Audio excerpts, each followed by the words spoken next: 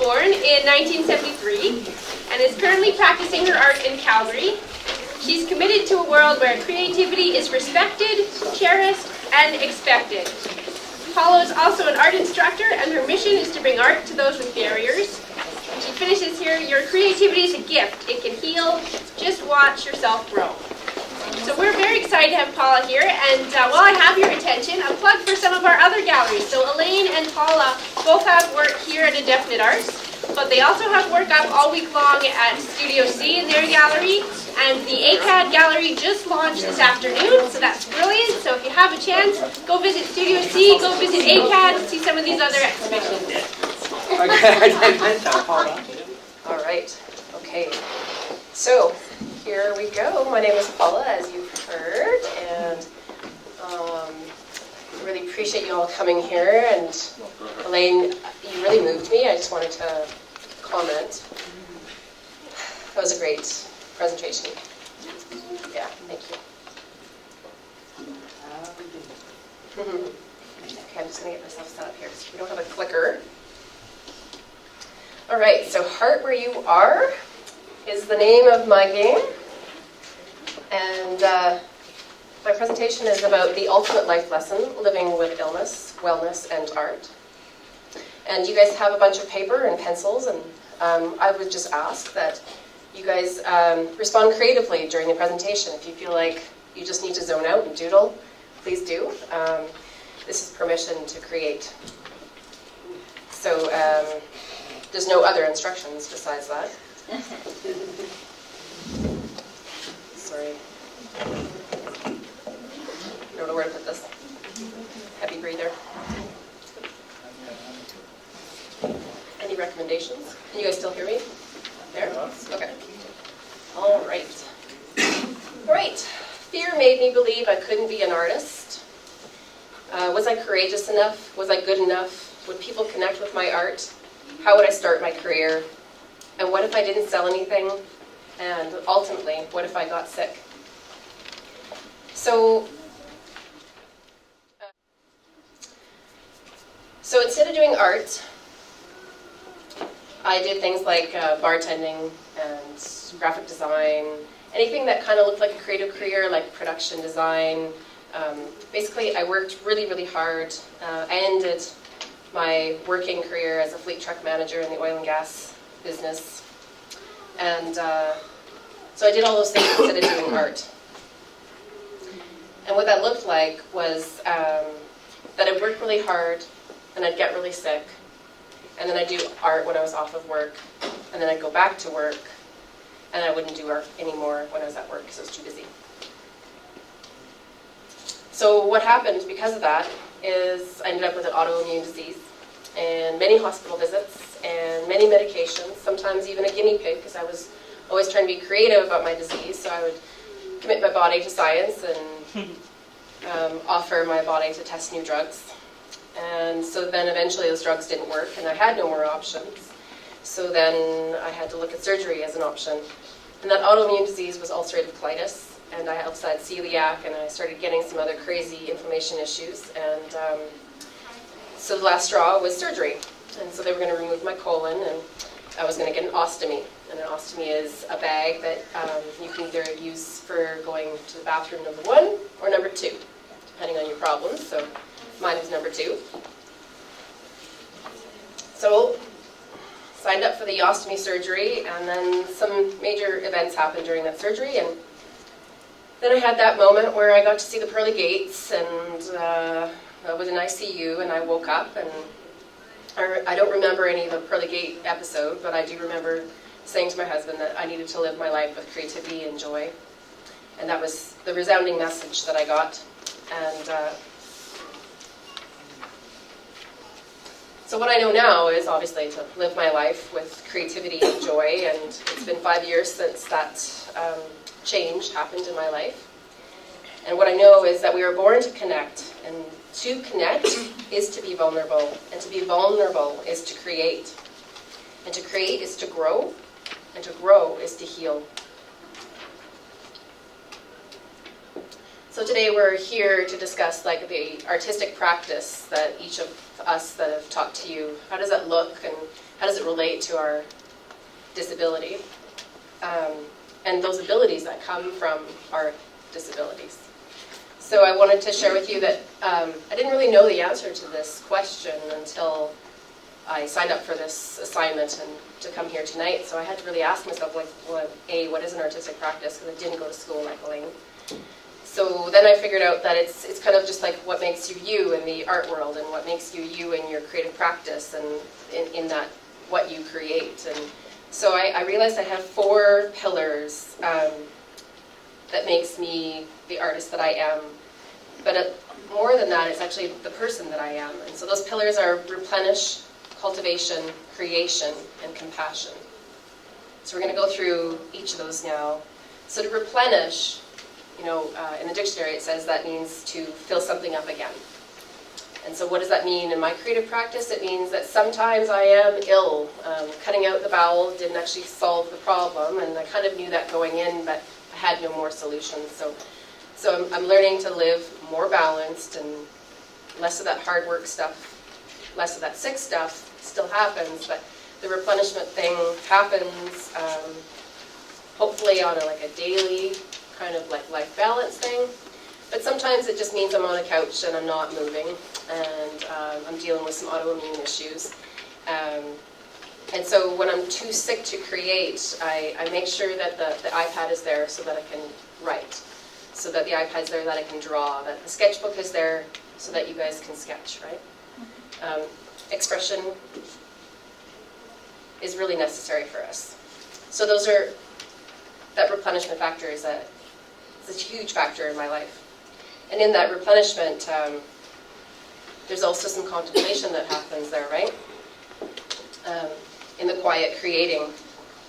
This is a piece just so we can sort of step out and realize, that this is about the artistic practice, but there's some art that you're seeing on the slide. So this piece was done when I was completely manic after surgery. I was on a ton of medication, a ton of narcotics, and I wasn't sleeping, and Dave would come downstairs and just see the glow of the iPad as I'm scribing through pieces like this. So this is on my iPad, and it's a self-portrait of me on the couch. So cultivation, that's another pillar that needs to apply oneself to improving or developing, and that's a huge part of my practice. And what I've learned is that I love to learn, I'm good at learning, and I love to teach, and I love to develop my skills. And so that being a part of my the time I get when I'm replenishing, I'm cultivating, but also when I'm healthy, I get to actually do that cultivating out like tonight. So I'm having a good day energetically, and I'm out here doing this, and I'll probably need a few days of rest because this week's been pretty intense, and I'll do that. But today, this is one of those things, and the cultivation that I do inspires me, and perhaps maybe is inspiring you by cultivating your development, which brought you here today.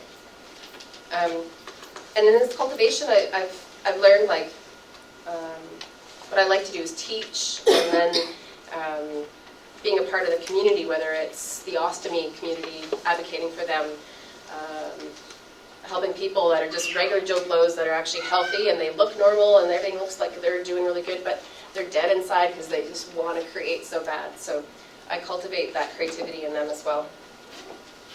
So recently I had an amazing opportunity because I met Wendy, who's in the room tonight, and because I met Wendy, I met Michelena, and Michelena asked me to teach these young girls in the Chickadee Art Club.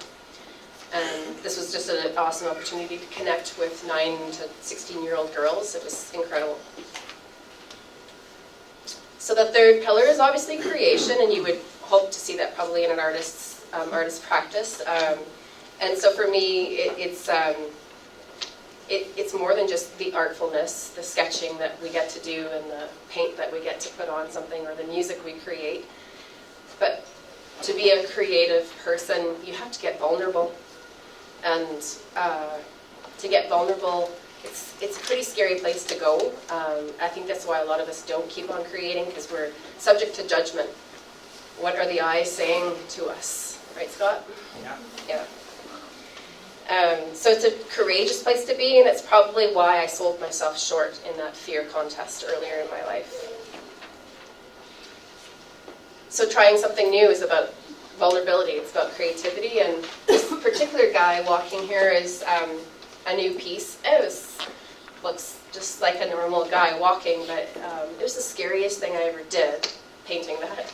I went on an art residency, which is another of these amazing opportunities I'm getting because of my illness and because of the opportunities that I'm forcing myself to try. But I didn't know how to paint, and I didn't like what I did paint, and so I just had all these issues around it. So I found really creative ways to not paint, to get my image across.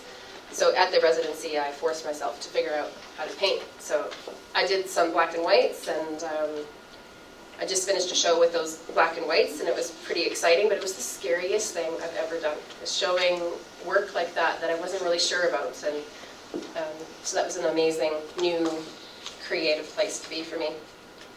And lastly, compassion, which is sort of makes sense if you remember what I just said about being vulnerable and creative. And so I need to be gentle, I need to be less hard on myself, and I need to bring that compassion to my own work, because I do it really well with other people when I'm teaching art. And so in that artful, inspirational environment as a teacher, it makes that person, that student, feel safe, and they get to create. And because they're creating, they give something back to me because they're so inspired by the moment of creation. So I think without compassion, that whole storyline couldn't be there, and it's what fuels me to continue learning, to cultivate, to create. So it's an interesting combination of these four pillars of my artistic practice. So feeling connected, obviously, is sort of summation of those four practices, and I like to do some word art and lettering and whatnot, and some poetry came out of one of these creative moments where I just allowed myself to just do sketching without needing a purpose to the art. And so the words came to me, return to the reason we create, to connect, to feel our vulnerability, to be authentic. And I come back to that a lot to just remember, because you get caught up with the anxieties of sharing and the anxieties of being maybe judged, or is it good enough, and all that crap. So this is where it's at. So I want to leave you guys with some tips for wellness and creativity. Welcome to my pity party. So it's something that I devised a long time ago in my health regime, was to carry on, to be a full-time employee. Sometimes I couldn't just keep soldiering on, so I would have pity parties. And instead of just minimizing how much it sucks to be sick and sucks to have things wrong with your body, for you to be trying as hard as you're trying to be well, but it's still not working, have a pity party and do it up good. So I remember my grandma was failing, and she asked me how I got through it, being sick. And I said, because I had pity parties, and so I recommended in her wellness program to actually dying was just to celebrate a suck day and just do it. Like, embrace it, don't minimize it, don't try to like invite people to it, but create a start time and an end time so that you know you have to soldier on afterwards, but just party, like just do it up. So that's for anyone, wellness, creative, non-creatives. Pity parties are good. A couple for the non-creative creatives in the room, because we're all creative, we just haven't quite accessed it. Gratitude journaling is a super awesome access into your authentic, vulnerable, connected self to see what's going on. If you're sick or down, do some creation like you're doing on your doodle pads. It's healthy to express and find a way to express even if you're sick. And lastly, a creative ritual is something that I've started to do, because on those days where I'm not feeling super well, or if I'm really caught up in a busy schedule, it might be 2 weeks since I had last created, and so if we create like coffee time with my art doodling time, I get 10 minutes of undivided meditative attention to myself. Adult coloring books are super popular these days, so you get one of those and do some drawing before bed. But find a way to maybe bring that into your day to help express the stresses of your life. And so then I just wanted to talk to you a bit, and we can kind of open it up to some discussion at this point if you want. My creative process. So there's a few pieces here, but not a lot of my collage pieces. This is one here. It's partly collage and paint, so you could see it after the presentations. But the one on the screen is sort of it's a process, and it is hanging at the Studio C gallery right now. It's called I Wonder Woman, and Wonder Woman is in here, and I'm not really supposed to use other people's art, but it was necessary for this one because when I was in ICU, I was supposed to be in a coma for a week, and I didn't do that. I did like a couple hours. And so when I got up, they were all staring at me as like, what are you doing here? And they like, we can't believe that you're awake. And we're like, of course I am. Like, where else would I be? And so I was coined Wonder Woman. So this piece is fully embracing my awesome pink, creative, feminine, artistic self. And it started with the idea of cherry blossoms on the top left. And then, of course, I can't leave anything quite simple. And I was obviously dealing with lots of stuff still post-surgery. And so then I started adding some of the collage pieces, some stuff that I had done mobiles before my surgery, and photographs that both myself and my husband had actually taken, and they're in there, and elements of my feminine self, the sewing patterns and stuff like that. So my creative process sometimes starts with, like this one, cherry blossoms. They were inspiring. It was probably spring, and I was probably looking at our tree from the couch, and then felt like I needed to produce something that represented cherry blossoms. So this process I have is often started with a visual narrative, and then I look for in my ephemeral tickle trunk at home, because I kind of hoard like memories and stuff, and then I think that has value to it, and I'll add it to something in the future. So when I get a creative collage-y kind of idea, I look to the tickle trunk and see what resonates with the visual narrative, and I start plucking it out and throwing it on the desk, and then think about other images that are coming, just like kind of a lucid, creative place, and then start to orchestrate before I start gluing, and then feel the story and allow the story to come as it needs to, and not try to like pull it, just let it pass through me. And then I start to add and just kind of go from there. And so that's sort of my process when I get collage-y. And there's so this piece is at Studio C. There's a collage piece here that's got a similar element to it. And yeah, that's sort of my creative time. And I think I'll add texture and color. And I love to layer, and they tell stories. So it's kind of like my process. And then that's kind of the end of my presentation, but I'm available just to like chit chat if you guys want to talk about how your art went, or any more questions about the creative process, or how I can help you access yours. I'll sort of open the floor to a few questions, like did your guys' heart tell you something as you were arting? Did you hear something that connected? Did you want to make a note of that? And did you find a creative way to express that? Maybe you heard an old belief in what I had been talking about that you might want to draw about or create something, a creative healing. I know, Donna, you wanted to say something? Yeah.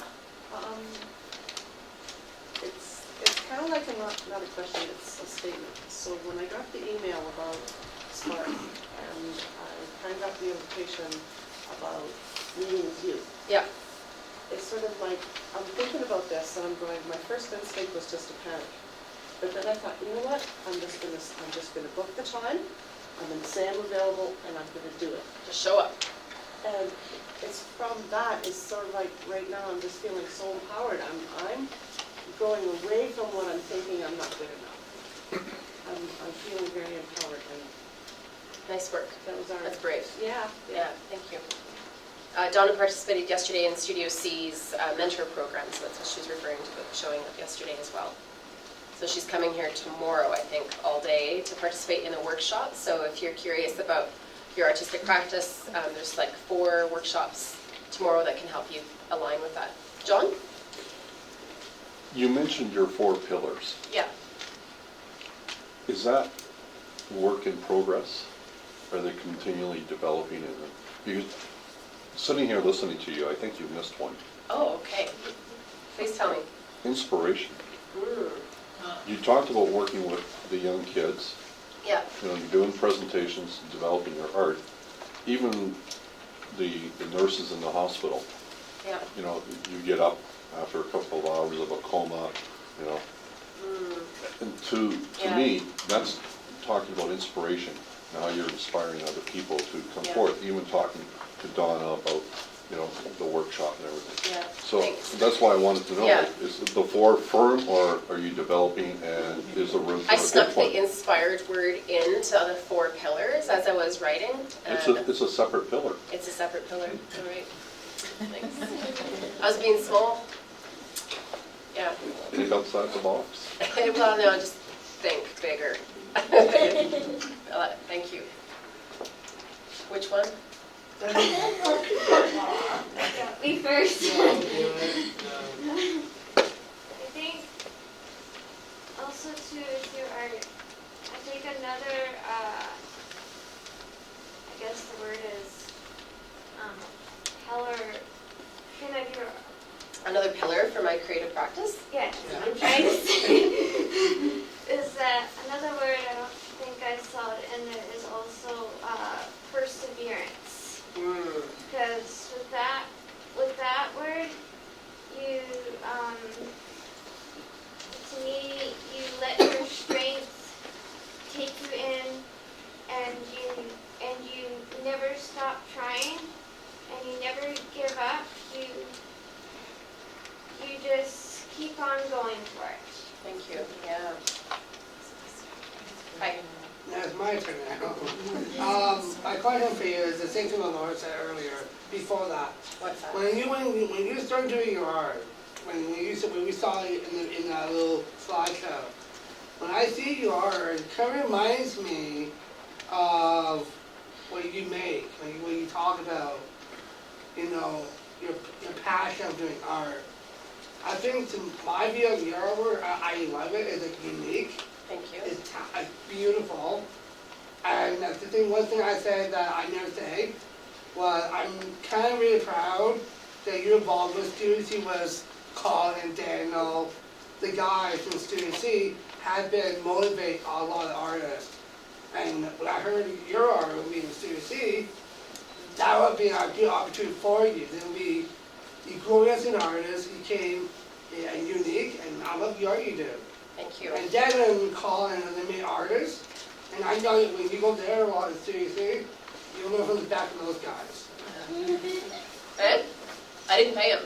They're your artists, and they're the way. You know, when I went to CDC way back, Yeah. I learned from in Berkeley. When I started doing my artwork, when I was painting, I learned from Colin. Colin is an instructor at CDC, years I've been there. And with Daniel, I learned from them. Yeah. And it taught me as an artist, now you do the same thing. It's kind of really cool that you learn all the new skills. Studio C and Indefinite Arts, and I'm sure Nina in Edmonton, it's a beautiful, healing, welcoming environment, and if you haven't been there, try to find some way to get involved in your community and be there. Create with East Village with Wendy Lees, and there's just amazing things happening, and whether you're on the receiving end or the giving end or both, it's been very healing for me. Is there any other comments? Wonderful. Okay, so in my closing, I just want to say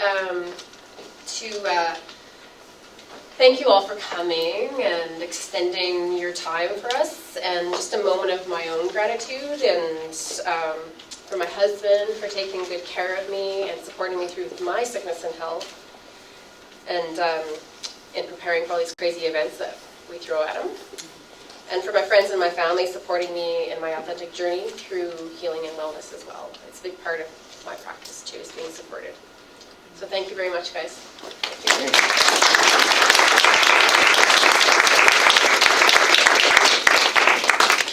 If you want to just put your doodles down and the books down and stuff. I'll collect them after we're done.